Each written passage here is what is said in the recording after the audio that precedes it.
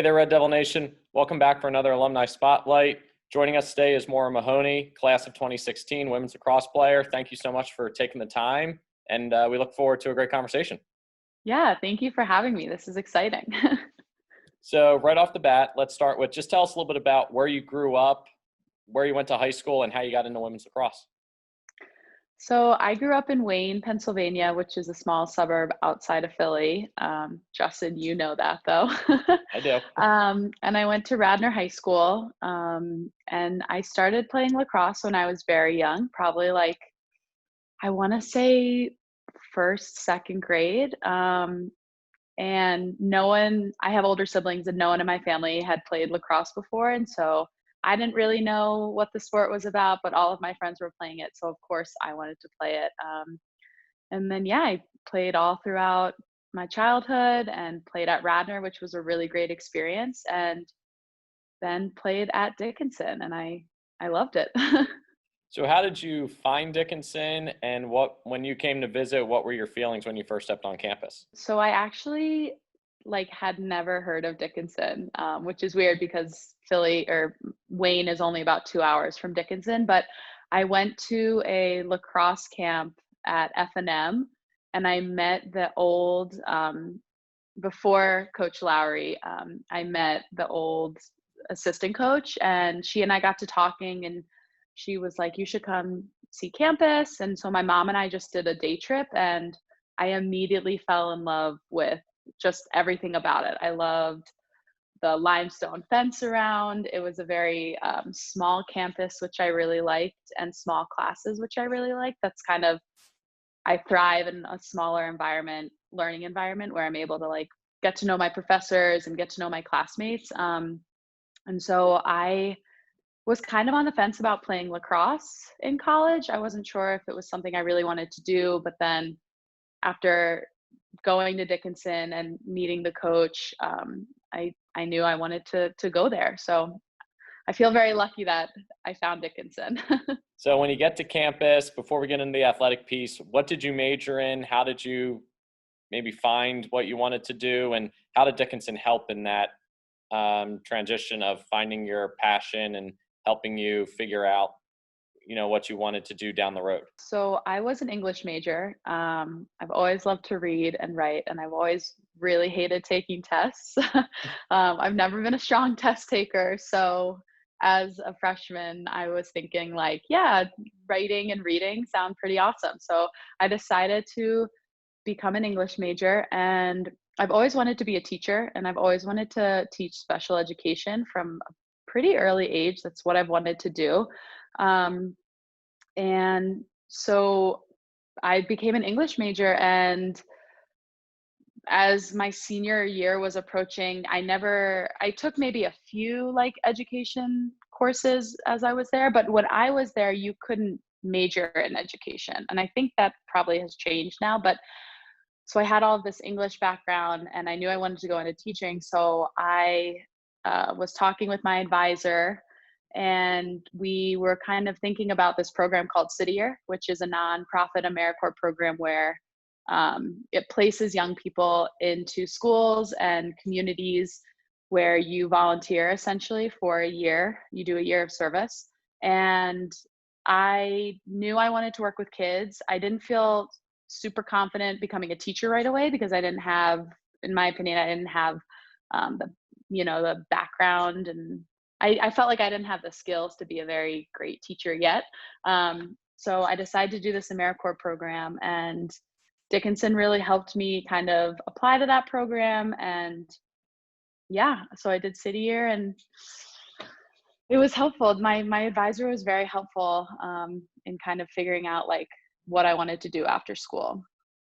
Now, you said you thought you knew you wanted to teach from a young age. What attracted you to wanting to be a teacher, and in particularly work with special education?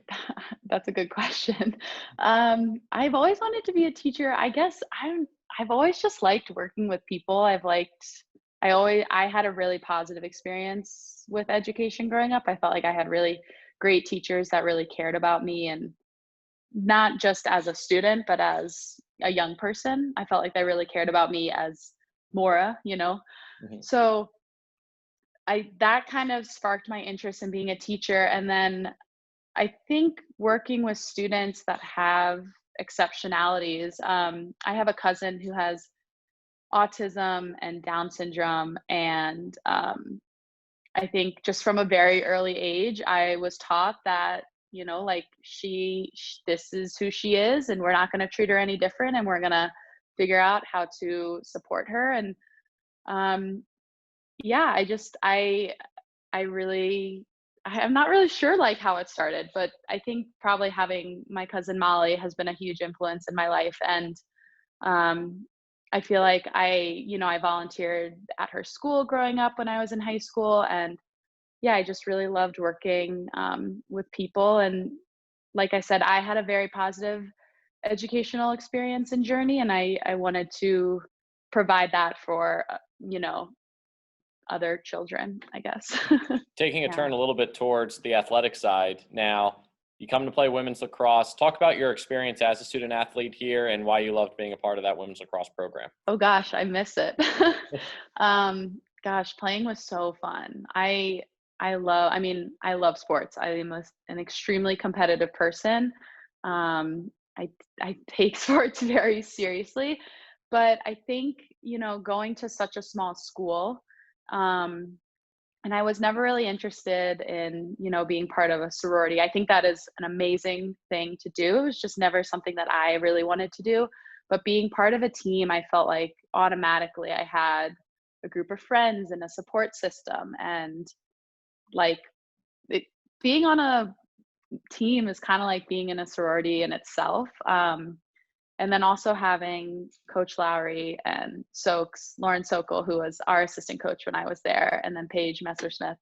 I just felt like I was surrounded by like very supportive women, that cared about me as an athlete, but also as a student, and as a person, right? Like I feel like there were moments when I really needed, someone to talk to, or my mom, and like my teammates and my coaches were always there for me. And also, playing at a smaller school, like I said, I was able to get that student athlete experience. I was really able to focus on being an athlete and taking that very, very seriously and putting in a lot of effort, but also I was able to be a great student and get the support that I needed, from my professors. So, yeah, I feel very lucky that I was able to have kind of both of those very pivotal experiences in my life. And how would you describe your relationship with your teammates? You call them a support network, which is something you want to hear an athlete say about their fellow teammates. Why do you feel like you had such a strong connection with them, and how have you guys continued to build those relationships post college? That's a good question. I don't know. I feel like we just like meshed really well. I mean, you're spending so much time with these girls, not, like you're waking up to morning practice and it's 2 hours from 6 in the morning to 8, and the camaraderie of it, of just being there and working really hard together and having this goal of being a great team and beating, like the teams that are our rivals, and working together, I think, for that common goal really brings people together. Um, and then the second part of that question was, how have we stayed connected? How have you guys stayed connected? I mean, so Coach Lowry has had, like events for us, and we've come back to Dickinson, and um, I still have my teammates who are some of my best friends. And I was actually texting them before this, and I was like, I have this interview. I'm not really sure what I'm going to say. I feel a little nervous. And they were like, no, you're going to do great. It's going to be fine. So just like being able to stay connected. And, I was living in the Philly area before I moved to Denver. So I was able to see them because they were also like in DC, Maryland. So just like staying connected. And I think Coach Lowry does a really great job of having us stay connected also. Like I said, she has done Zoom calls with all of us, and alumni Zoom calls. And, like she and I will text. And I think I really appreciate that, like Coach Lowry is still very much part of my life, and my teammates are still very much a part of my life, even though I'm not seeing them every day. So I think that's pretty special. Why do you feel so connected to Coach Masimore and the current staff and Coach Cheryl? And why do you guys want to give back to these current student athletes who are here now? She is Coach Lowry to me. I forgot that she got married. Sorry, can you repeat that question? I was kind of like hooked on the last Oh, no, name. you're good. Why do you guys feel so connected to Coach Masimore and Coach Cheryl? And why do you, as former student athletes, feel it is so important to give back to the program now in any way possible to help these current student athletes? Well, like I think I kind of mentioned this earlier. I feel like Coach Lowry really, like, she wasn't just a coach. She was like that person that I needed to talk to when I needed someone. And she was kind of like a mom when I needed a mom figure. And I think that she was just someone who the policy was like, if you need me, let me know. I'm not just your coach. I'm here to support you in whatever you need. And so her office door was always open. And I can remember just, like having days when I just like needed to be around someone and we wouldn't even talk. I would just like sit in her office while she did her work. And so I think just knowing that she cared about me, not just as a player, but also as a young person, kind of growing and, becoming a young woman, I think was really special, and it made me feel very loved and cared for.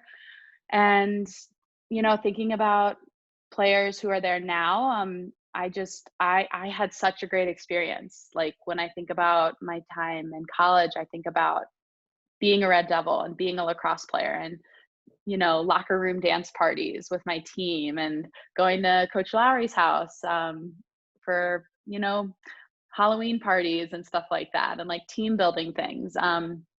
It makes me want to do whatever I can so that younger players have that same experience, because it really is something that has stuck with me. And I think about it a lot. And I think about how lucky I am to have had that experience. You did accomplish a lot as an individual while you were here, and you got an opportunity to represent Dickinson in that North-South All-Star game at Cabrini. What was your mindset as a player, and how did you push yourself to be the best you can be with your work ethic? Like I said, I had played lacrosse growing up, but I was never like I had never seen myself as like a great player. And I think, especially growing up where I grew up, lacrosse is huge, and you're given a stick as soon as you can walk. Pretty much. You know that. I know that. Yeah, I know that story. And like lacrosse didn't really come easy to me. A lot of my good friends that I grew up playing with were amazing players and who went on to play D1 at the D1 level, and some are still playing now or coaching. And so I think having that experience growing up and not really feeling sure if I could play at the college level, and then coming to a school, and I think going back to having Coach Lowry, like she really believed in me. And I think that gave me some more confidence as a player. And I think that really pushed me to give 100% in practice and in the weight room and on weekends when I'm running by myself. Like I was always thinking about how can I be a better player for myself, but also for Coach Lowry and also for my teammates. I hope that kind of answered your question. It definitely does. Yeah. So now, post Dickinson, you graduate, you do your 1 year of volunteering. How did you from there progress into teaching and go from Philadelphia to Denver? And just talk a little bit about how you've gotten more involved as a teacher and how you think the lessons here at Dickinson have helped influence you in your career. So I graduated and I did City Year in Philly, which was awesome. I did that for a year and I actually loved it so much. But I was living at home with my parents. So I was thinking like, living at home is great, but I also want to kind of go off on my own. So I decided to do a second year of city year in Denver. And I kind of moved out here, not really knowing anyone. I found roommates on Craigslist. And so I moved out here. I did a second year with city year. And then I actually applied to become part of Teach for America. And that's kind of how I got into teaching. I had these 2 years with city year where you're really taught classroom management, building relationships with students, with families, just kind of like being part of a school. And I felt like after having those 2 years, I felt pretty confident with the classroom management stuff and working with students. And so I felt like I could then move towards Teach for America, which kind of teaches you the more nitty gritty of becoming a teacher and lesson planning and all of, the logistics of that. And I actually just finished my 2 years with Teach for America. And I'm going into my 3rd year of teaching at North High School in Denver, which is where I did my city year in Denver. So I've been at the same school. And I think just kind of having that experience of kind of not starting small, but I can't really think of a better way to phrase that, but starting small with city year and then working towards, my licensing program and getting my master's in special education. I think that's kind of been very helpful in becoming a teacher. So I'm at North High School in Denver, and I'm a special education teacher, but I actually also coach lacrosse, which is pretty cool. And so I feel like I've been able to kind of, the second part of that question was like, what skills did I learn at Dickinson and how have they benefited me? I think, at least for the lacrosse side, I feel very privileged that I'm able to kind of take the things that Coach Lowry has taught me and the way that she has coached me and kind of mold it to work for my students. And then also just as a young teacher, it's a little intimidating. You're with teachers who have been teaching for 15, 20 years. But Dickinson really taught me to, like I said, like be confident and really own the skills, the unique skills that I have and can contribute to this school, to my school where I'm teaching, and to my students. So why are you proud to be a Dickinson alum, and why would you recommend Dickinson to future generations? I'm proud to be a Dickinson alum because I think that's a good question. There's a lot of there's a lot of reasons. I think, like at least I'll focus kind of on the athletics. I feel very, very privileged that I was able to play lacrosse at Dickinson, especially for Coach Lowry, who really prides herself on being a good person. And I think that's probably what I admire most about Coach Lowry. She really does give back to the community, and she gives back into the spaces where she's at. And so I'm very proud to have been part of that. And I'm very proud to kind of have all those experiences with her and kind of take those with me as I go and remember that like it is important to give back to the people that have supported us and to the people that are helping us with our journey. So yeah, I think I feel very lucky to have gone to Dickinson. I had a really great experience there, and I wish everyone who applies there the best of luck. Last question for you. When we really can play sports again, what is your prediction for Coach Masimore and the program? Going all the way. Beating F&M this year. That's what we Am like I allowed to hear. to say that? Yes, you are. Am I allowed to say that? Yeah. That was something that unfortunately we never did while I was at Dickinson, but I have faith. I've been able to follow the program with like Instagram and whatnot, and I think that team has really grown, and we have a strong group of girls. So beating Franklin and Marshall, I think. I love that answer. And every Dickinson alum would love that answer. No offense to F&M, of course, but everyone loves that answer here. Yeah. Well, thank you so much for joining us today and sharing your story about Dickinson and what you've been doing since and why you're proud to be a Red Devil. We certainly loved hearing it and are looking forward to sharing your story with the Dickinson community as a whole. Yeah, thank you so much. This was really fun. It was fun to kind of relive the glory days. And we look forward to seeing you back on campus when we're open and can have people back on campus. And Yeah. hopefully you can come back for that F&M game. I was just going to say, I'll be back for that Franklin and Marshall game. Perfect. Maybe you can even give the pregame speech. I don't know about that, but. Well, again, thank This was you really so fun. much and best of luck. And if you ever need anything, Dickinson is always here for you. Cool. Thank you, Justin. Thank you, Maura. We'll talk to you soon, okay? Bye. Bye.